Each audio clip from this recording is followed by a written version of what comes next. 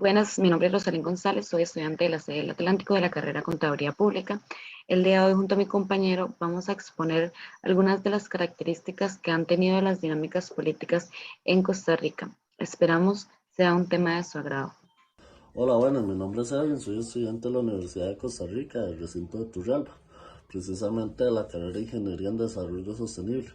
Vengo ante ustedes para presentarles un video y espero que les agrade. Gracias.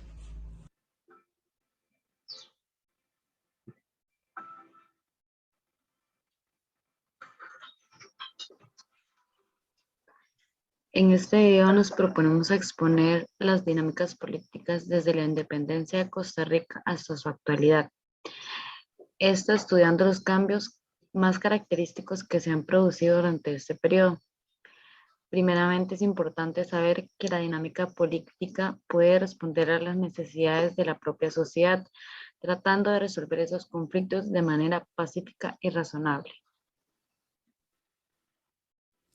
En esta investigación se van a desarrollar una breve reseña histórica sobre el proceso que ha tenido la política en Costa Rica y cómo ha manejado la resolución de conflictos existentes entre las personas y los grupos humanos, siendo una mediación democrática. Parte uno: la mediación en el marco del sistema político costarricense.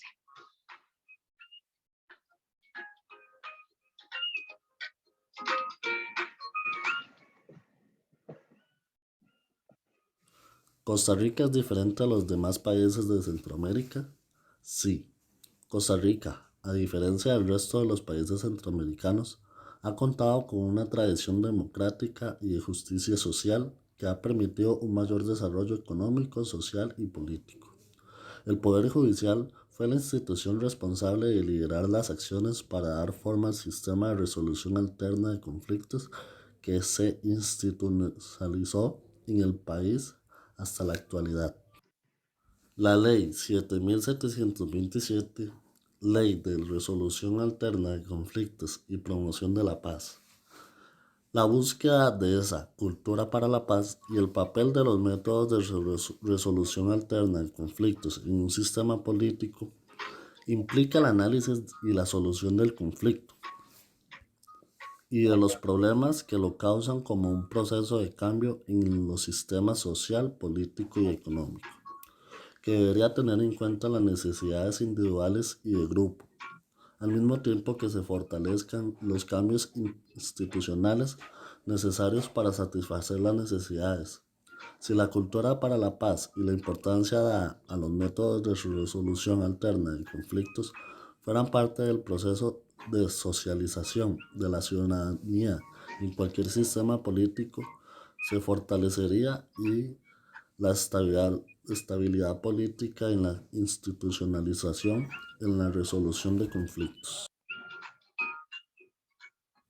Lo ejecutivo ha provocado manifestaciones de sectores sociales, grupos de interés que se convierten en grupos de presión ante la insatisfacción de las demandas producidas por la decisión de las instituciones del régimen político y la elaboración de políticas públicas que desde el punto de vista de estos grupos deterioran la democracia.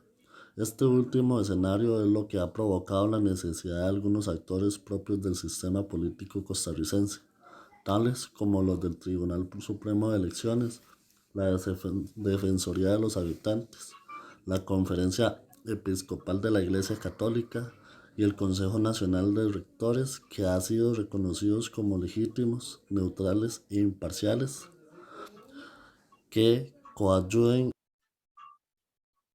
Parte 2: consenso sobre la paz en Centroamérica. El modelo de maduración del conflicto es elaborado por el profesor William Sartman. Permite la convergencia de dos de los principales métodos de resolución de conflictos, los cuales son la negociación y la mediación. Este modelo propone que un negociador debe de ser mediador de su propio conflicto y afirma que el mayor engaño sobre las negociaciones es presentar el fenómeno como eventos cortos. Los presidentes. en su rol, lograron articular sus intereses y posiciones en torno a un acuerdo de paz, sin la influencia de otros actores que habían tenido un protagonismo en el conflicto de la región. De esa forma, fue posible alcanzar el consenso sobre la paz en Centroamérica por la voluntad política de todos los presidentes de la región. Y el cumplimiento del acuerdo se materializó gracias a la voluntad, decisión y perseverancia de los representantes de los 5 países. Sin duda alguna, los países centroamericanos, en la figura de sus presidentes, constituyen unidades de última decisión, asumiendo un papel protagónico y exclusivo en la solución del conflicto de acuerdo de paz, el cual permitió la identificación de un camino para la estabilización de la crisis de Centroamérica. Fue el marco para el desarrollo de procesos de negociación entre diferentes actores y en diversos escenarios, y aseguró la consolidación del proceso de pacificación. En las democracias postautoritarias es imperativo el surgimiento de una cultura política, entendida en este caso como un conjunto de principios normativos, de actitudes positivas derivadas de las experiencias negativas que el conflicto estimuló, tales como la adhesión a los valores de la tolerancia ideológica y política, la utilización permanente del recurso al diálogo y la concertación, el rechazo elemental al uso de la fuerza y la discrecionalidad, el respeto hacia los derechos humanos y repudio a todas las prácticas clientelísticas.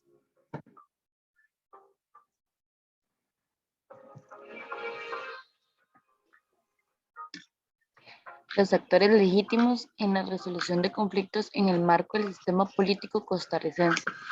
En esta parte se hará un análisis de 2 casos relevantes.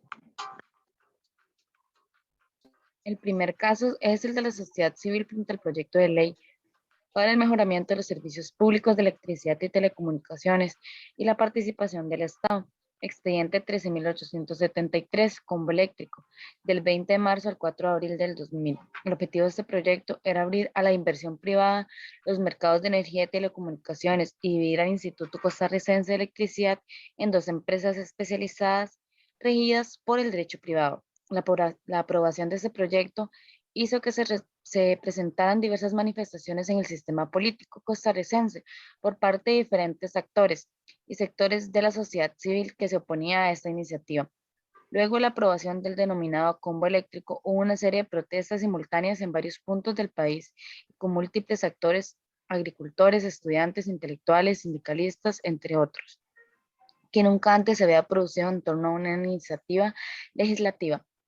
Expresaron ante la opinión pública que realizarían paros de labores en universidades estatales, muelles de Limón e instituciones autónomas como acueductos y alcantarillados e Instituto Nacional de Seguros, y en un segundo momento varios sindicatos con una amplia capacidad de convocatoria en el país anunciaron más protestas. Luego de varias manifestaciones, efectivamente el 4 de abril del 2000, una respuesta positiva a la convocatoria de la Comisión Facilitadora. Los representantes de los diferentes sectores se reunieron en las instalaciones del Tribunal Supremo de Elecciones por ser una institución representativa de la democracia costarricense, y se convocó a 5 representantes del Gobierno de la República, un representante del directorio de la Asamblea Legislativa, los jefes de fracción de los partidos políticos representados en el Congreso, 5 representantes del Frente Interno de Trabajadores del ICE, 5 representantes de grupos ambientalistas, 5 representantes de las federaciones estudiantiles de las universidades públicas y 5 representantes de las empresas privadas. El segundo caso es el de RITEVE y Movimiento Cívico Nacional, de cómo se organizan y desorganizan las agendas de negociaciones en el manejo de los conflictos entre el gobierno y los sectores sociales del 23 al 31 de agosto del 2004. Este proceso de mediación se caracterizó porque es un tema único de la agenda política nacional.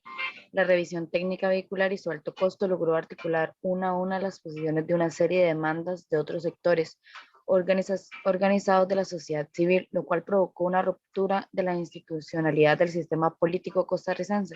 Después de un extenso proceso licitatorio iniciado en 1998.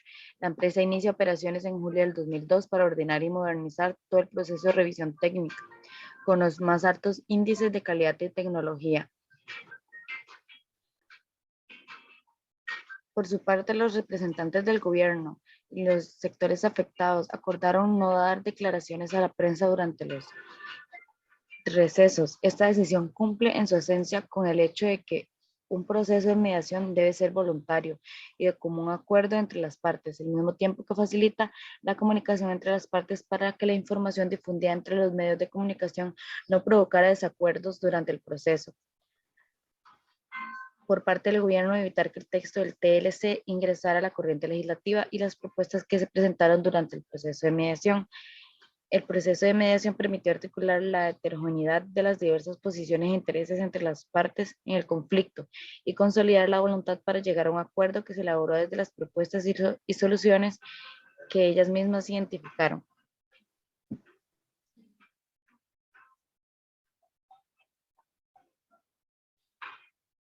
Parte 3, eventos que reflejan las dificultades en torno a la gestión política de asuntos prioritarios para el país.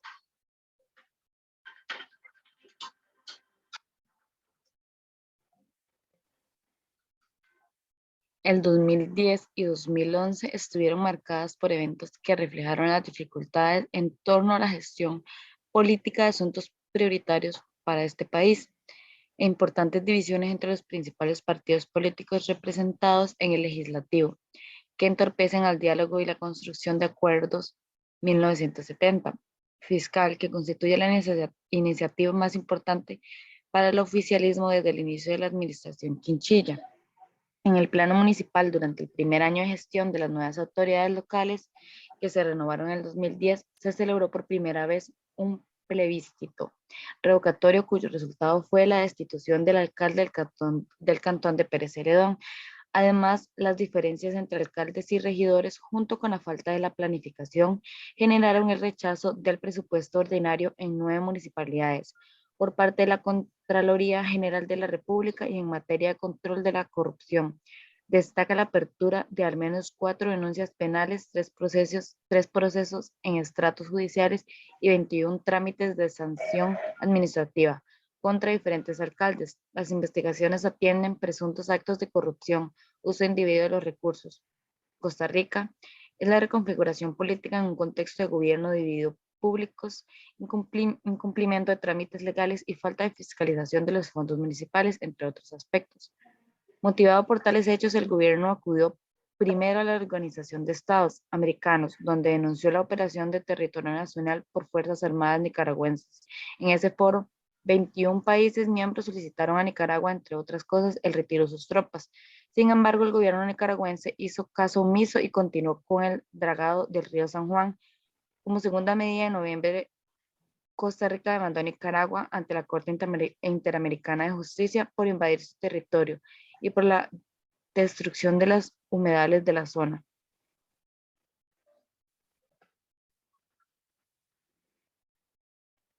Después de la independencia, lo que fue la Asamblea Legislativa y el espectro partidario costarricense se encontraban fragmentados con muy pocos espacios de encuentro y acuerdo político. El descrédito de esta política y de la clase política afectaba la efectividad del sistema de partidos, la participación electoral y soporte al fortalecimiento de la democracia costarricense.